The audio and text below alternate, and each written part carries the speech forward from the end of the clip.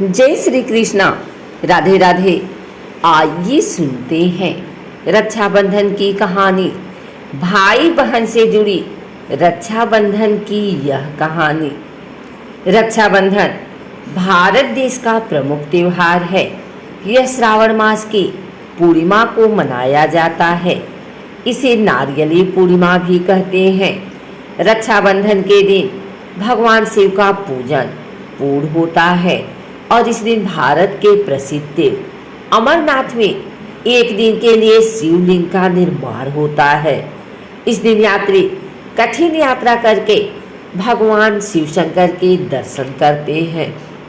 रक्षाबंधन अथवा राखी का त्योहार भाई बहन को स्नेह की डोर में बांधे रखता है। इस दिन बहन अपने भाई को राखी बांधती है और उसके जीवन की मंगल कामना करती है। भाई अपनी बहन को रक्षा का वचन देते हैं। रक्षाबंधन के दिन घर के प्रमुख द्वारों के दोनों ओर श्रवण कुमार के चित्र बनाकर खीर से पूजा करते हैं। इस दिन भगवान के घर के द्वार के कलश के व वाहन के भी राखी बांधते हैं।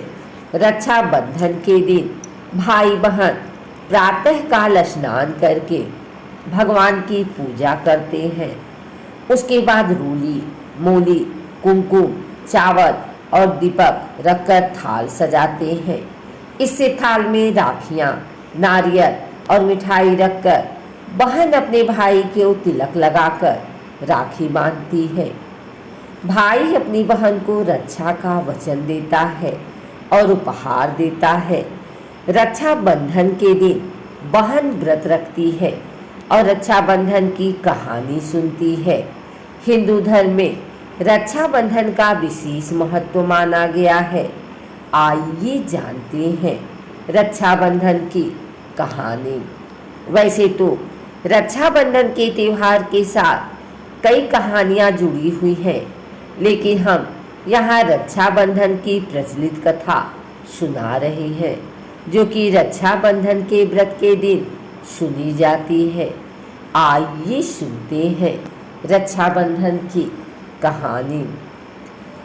जब भगवान वामन रूप में राजा बलि के पास आए, तब भगवान ने राजा बलि से 3 पग धरती मांगी थी।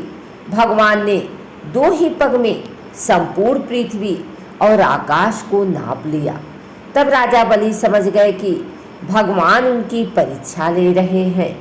उन्होंने तीसरा पग अपने सिर पर रखने को कहा। इसके बाद भगवान ने राजा बलि से कुछ मांगने को कहा। राजा बलि ने भगवान विष्णु से वरदान मांगा कि आप मेरे साथ पाताल लोक में 4 महीने तक पहरेदार बनकर रहेंगे। तब से भगवान विष्णु लक्ष्मी माता जी को स्वर्ग में छोड़कर वर्ष में 4 महीने राजा बलि के यहाँ पहरा देने लगे। वो पहरेदार के रूप में रहने लगे। रक्षाबंधन के दिन श्री लक्ष्मी जी स्वर्ग से रिमझिम करती हुई राखी लेकर पधारी। लक्ष्मी जी ने राजा बलि को अपना भाई बनाकर राखी बांधी। साथ ही भतीजों और भाभी को भी राखी बांधी।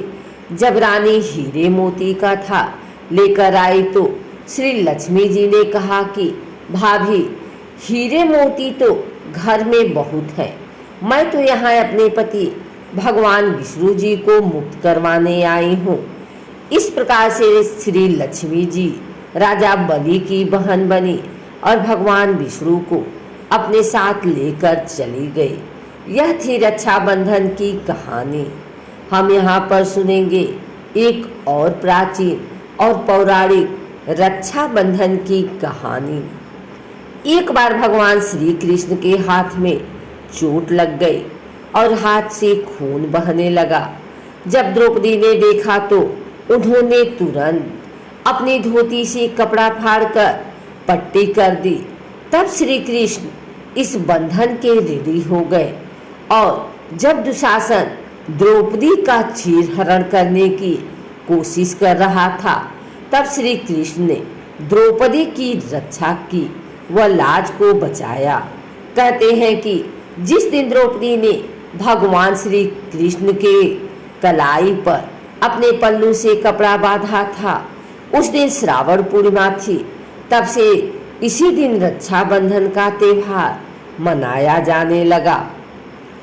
भविष्य पुराण में एक कथा प्रचलित है, जिसके अनुसार एक बार देवराज इंद्र और वृत्तासुर में भीषण युद्ध हुआ। इस युद्ध में देवराज इंद्र की रक्षा के लिए इंद्राणी सची ने देवराज इंद्र की कलाई पर श्रावण पूर्णिमा के दिन राखी बांधी, जिसने युद्ध में देवराज इंद्र की रक्षा की और वह युद्ध में विजयी हुए। इस रक्षाबंधन की कहानी सतयुग में घटित हुई थी। सिकंदर ने पूरे विश्व में अपना परचम लहराने की सोच रखी थी। उसने चारों ओर युद्ध करते और जीते हुए भारत की सीमा में प्रवेश किया।